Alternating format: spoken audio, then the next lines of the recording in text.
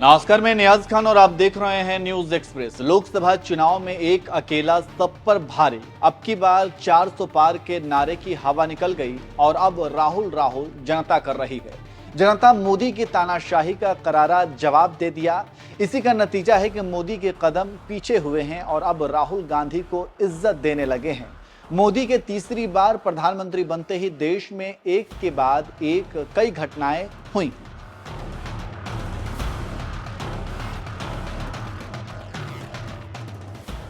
लोकसभा चुनाव में बीजेपी को यूपी ने ऐसा झटका दिया है कि बीजेपी को ना रोते बन रहा है ना ही हंसते बन रहा है, क्योंकि 240 पर सिमटने वाली बीजेपी का अहंकार टूट गया है और अब विपक्ष के साथ ही साथ मोदी अपने सहयोगियों को इज्जत देने लगे हैं और उसी का नतीजा है कि लोगों का नजरिया भी बदला है और अब राहुल गांधी को गंभीरता से लिया जाने लगा है और यही बढ़ती लोकप्रियता मोदी जी को जीने नहीं दे रही है।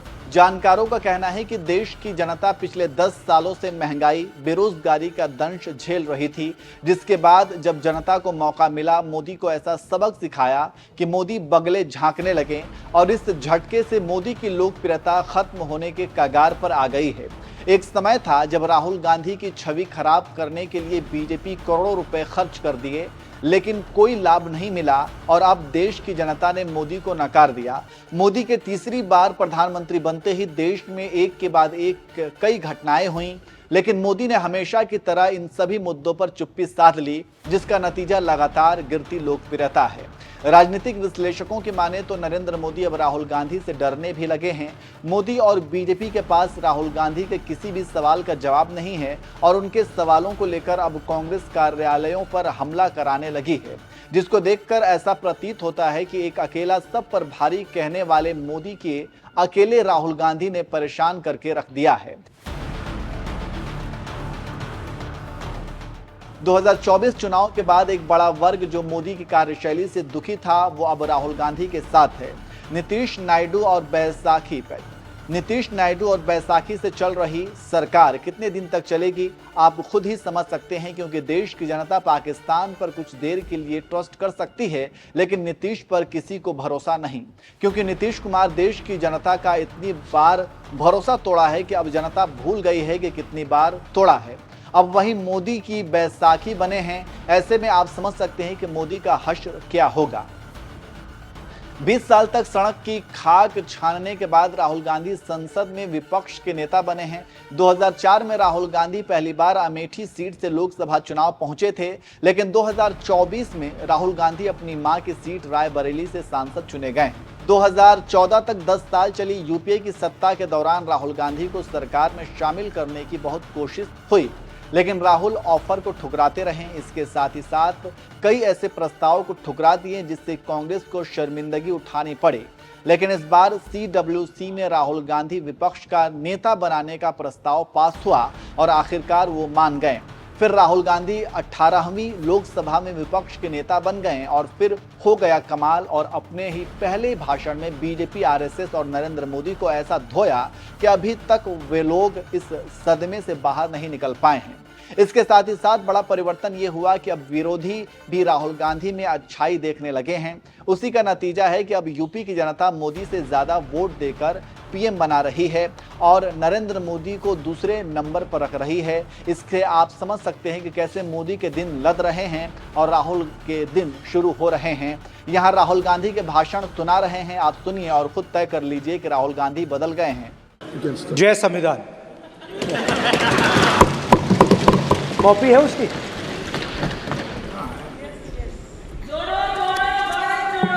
जय संविधान। इसकी हमने रक्षा की है।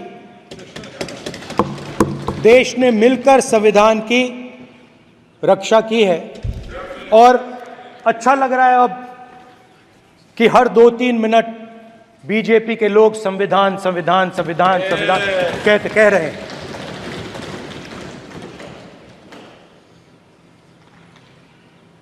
Speaker sir, for the last 10 years, there has been a systematic attack on the Constitution, on the idea of India, and on anybody who opposed.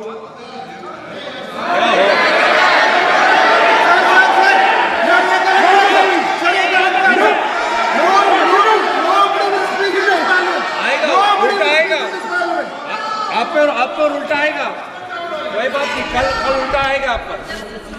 There has been, just warming up right now. अभी warm up हो रहा है. तो there was a systematic, full-scale assault on the idea of India, on the Constitution, and also on millions and millions of people who resisted the ideas being proposed by the BJP, who resisted the attack on the Constitution. Many of us personally were attacked. In fact, some of our leaders are still in jail. One of our leaders has just recently been released. Another one is still in jail. And not only the opposition, but anybody who resisted the idea of concentration of power, of concentration of wealth, of aggression on the poor, of aggression on Dalits, minorities, tribals, was crushed. Violently crushed. People were put in jail. People were threatened. And I myself was attacked. Sir, ये संसद TV का नया format देखा है, आधा आधा, ये पहले हम देखा नहीं हमने. I myself was attacked by order of the government of India, by order obviously of the Prime Minister of India. 20 plus cases, 2-year jail sentence, my house taken away, no problem. Relentless attack in the media, 24/7, every single day, abuse, attack, abuse, attack. And then the most enjoyable and beautiful part of it, 55 hours of interrogation by the ED. No, which I really enjoyed. Because by the end of the interrogation, the officer off camera, he switched off the camera and then he asked me, Rahulji, you've been sitting here 55 hours. आप पत्थर जैसे हो, आप हिलते क्यों नहीं हो?